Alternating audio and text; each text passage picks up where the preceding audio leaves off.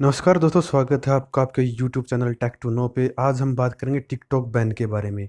जी हाँ, 30 जून 2020 को भारत सरकार ने टिकटॉक समेत 58 चाइनीज़ ऐप्स पर बैन लगाया था और उसके बाद में लोगों का जो है ये रिस्पॉन्स आया कि भाई टिकटॉक बॉयज़ नाउ भी जो वह औरत वाले गेटअप से बाहर निकल कर अपने खुद के गेटअप में आएंगे। वहीं दूसरी ओर जो गर्ल्स हैं, बहुत हार्ड वायरल गर्ल्स हैं, वो गवर्नमेंट को कह रही हैं कि भैया हमने तो अभी दुकान लगाई थी और आपने फिर से हमको बेरोजगार कर दिया। और तीसरी सबसे बड़ी कंसर्न वाली बात है कि जो लोग रो रहे थे टिकटॉक को लेकर के, बकवास वीडियोस डाल रहे थे कि हमारा टिकटॉक बैन हो गया वगैरह वगैरह, उनके लिए मैं बता दूं कि भाई आपके लिए जो हमारे देश पर फौजी, हमारे देश के जो फौजी है वो बॉर्डर पर शहीद हो रहे हैं, उन वे मैटर नहीं करते क्या। अब बात करते हैं कि टिकटॉक की। भाई टिकटॉक वापस प्ले स्टोर पर आया है कि नहीं आया है, ये बात अभी कंफर्म नहीं है, लेकिन इतना ज़रूर दिखाया जा रहा है जो स्क्रीनशॉट में है कि भाई टिकटॉक प्ले स्टोर पर दिखाया जा रहा है, लेकिन बैन है अभी भी।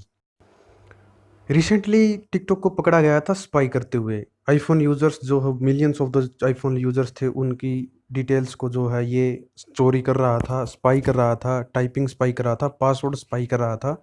तो आईफोन ने इस सबको ब्लॉक किया अपने नेक्स्ट अपडेट में।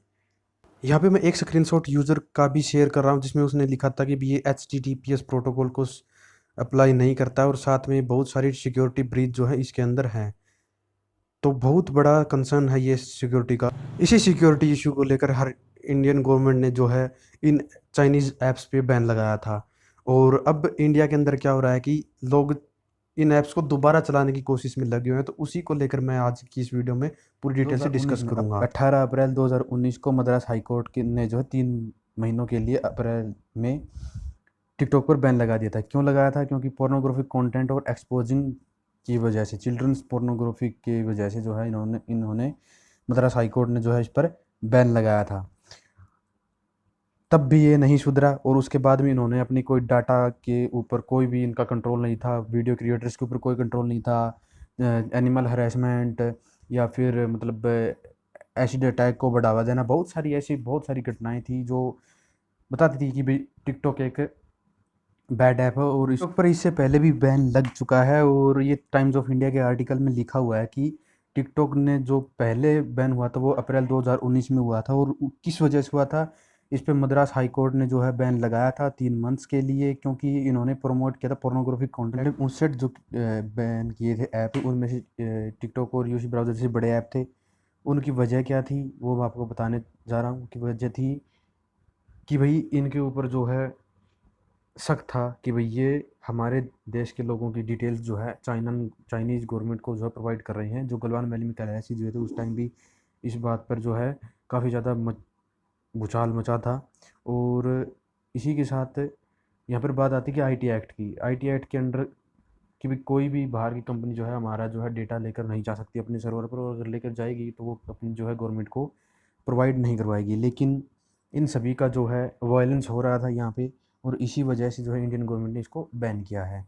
तो अगर गवर्नमेंट ने बैन किया है तो कोई सोच समझ कर किया होगा। तो अभी मैं कहना चाहता हूँ कि भाई आप सभी का डेटा जो है रिस्क पे है और यूज़ करना इसको काफ़ी ज़्यादा हानिकारक है। मिनिस्ट्री ऑफ इंफॉर्मेशन टेक्नोलॉजी ने जो यहाँ पर इशू की थी प्रेस रिलीज, उसमें कहा था कि 59 ऐप जो है वो हम बैन कर रहे हैं। किस वजह से बैन कर रहे हैं उन्होंने साफ बताया था कि भाई ये रूल्स के खिलाफ है कि भाई procedure of and safeguard of the blocking of the access of information by the public. क्योंकि पब्लिक इन्फॉर्मेशन जो ये लेकर के अपने कंट्री भेज रहे थे उसको लेकर के उन्होंने कहा था कि भाई 130 करोड़ इंडियंस की जो है प्राइवेसी जो है इस टाइम जो है दांव पर लगी हुई है। और मिनिस्ट्री के ने जो इसमें कहा था कि ministry of information technology has received many complaints from various sources including several reports about misuse of the some mobile apps available on Android and iOS platforms, stealing and surreptitiously transmitting users data in unauthorized manner to servers which have location outside India। यानी कि जो भारत से बाहर इनके server है उन पर ये जो है अपनी हमारी डिटेल्स जो भेज रहे थे। तो ये एक बहुत ही डीप मैटर है और इमीडिएट कंसर्न में लिया गवर्नमेंट ने, और इमरजेंसी मेजर्स के अंडर आईटी एक्ट के अंडर 59A सेंक्शन के अंदर इन्होंने जो है इन 59 ऐप्स को इंक्लूडिंग टिकटॉक जो है बैन किया है। ठीक है, यानी कि आपकी जो हर डिटेल इन ऐप्स को पता थी कि भी आप क्या खाते हैं, पीते हैं, कहाँ रहते हैं, क्या करते हैं, कितनी फ़ोटोज़ आपके फ़ोन में पड़ी है और कौन-कौन सी फ़ोटोज़ आपने इनके ऐप पे डाल रखी है, और वो ऐप फिर इसको अपने सर्वर पर कहाँ पर लेकर के जा चुकी है। और अगर चाइनीज़ गवर्नमेंट उन सबको डिमांड करे तो वो इस चीज़ को बिल्कुल मना नहीं कर सकती चाइनीज़ गवर्नमेंट सिक्योरिटी एक्ट के अंडर, कि भाई हम आपको ये डेटा नहीं दे सकते। तो आपकी हर एक जानकारी जो है चाइनीज़ गवर्नमेंट के पास चली गई थी। अब बात कर लेते हैं चाइनीज़ गवर्नमेंट के एक इम्पोर्टेंट लॉ के बारे में। चाइनीज़ डाटा लॉ जो है कंप्रहेंसिव बट एम्बिशियस, ये क्या है, वॉशिंगटन पोस्ट की जो है एक इम्पोर्टेंट आर्टिकल है, उसके ऊपर हम बात करेंगे कि डाटा लोकलाइजेशन का जो लॉ है उसमें जो है इंटरनेशनल मूवमेंट ऑफ इंफॉर्मेशन जो भी है वो आईसीटी कंपनीज जो भी स्टोर करेगी चाइना के अंदर, उसको जो है आर्टिकल 37 के under Chinese security law article 37 के अंडर चाइनीज़ गवर्नमेंट उसको प्रेशराइज करके, कंपनी को प्रेशराइज करके उससे वो डेटा ले सकती है, यानी कि critical information in infrastructure in later wording this phrase was changed to important data further bordering the regulating scope. The law provides detailed explanation of data localization regulation, but board terminally leaves room for unrestricted government intervention in any industry। यानी कि Chinese government जो है कोई भी step ले सकती है किसी भी इंडस्ट्री के अंदर, उसके स्टोर्ड डाटा को जो है चाइनीज़ गवर्नमेंट जो है यूज़ कर सकती है।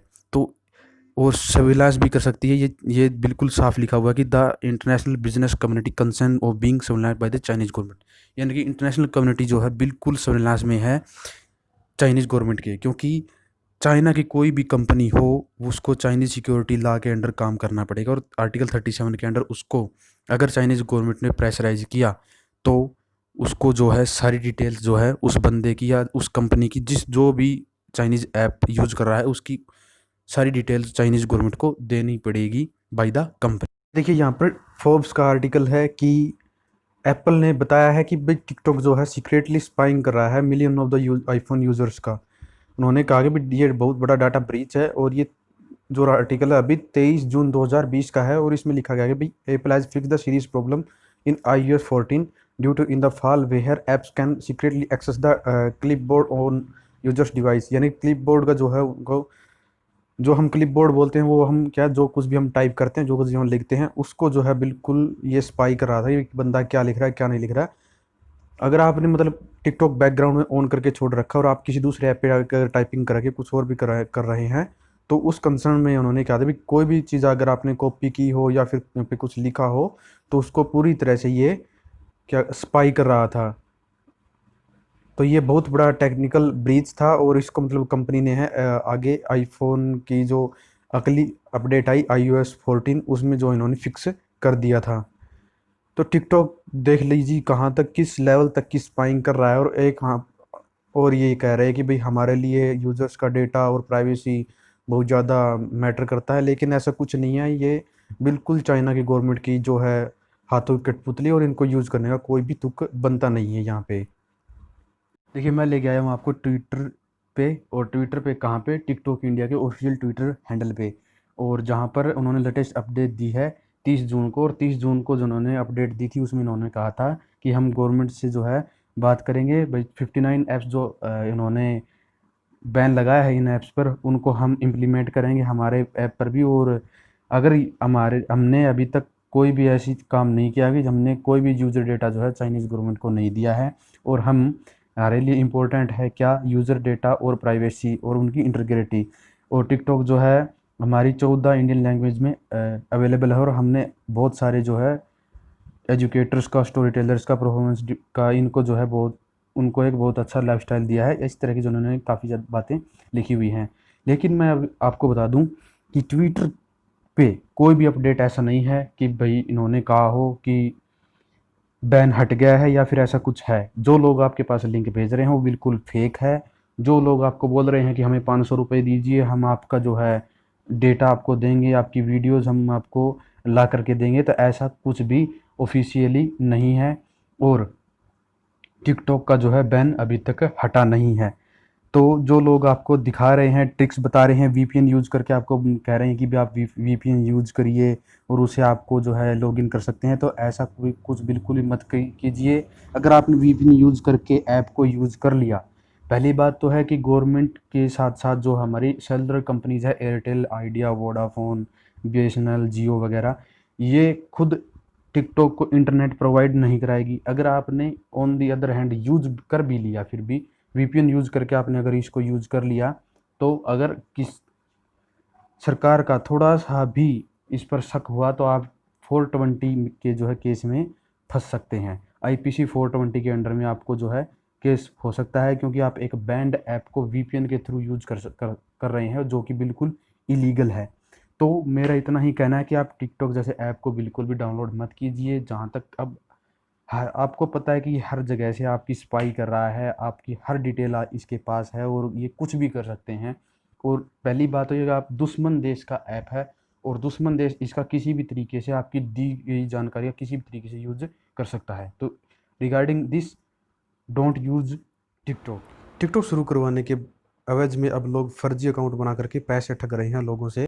तो दोस्तों, ये था टिकटॉक का कंप्लीट एनालिसिस। अगर वीडियो पसंद आया हो तो लाइक कीजिए, चैनल को सब्सक्राइब कीजिए और कमेंट में अपनी जो भी समस्याएं हैं, जो भी दिक्कत है वो लिख करके बताइए कि भी आपको वीडियो पसंद आई कि नहीं आई। Thank you.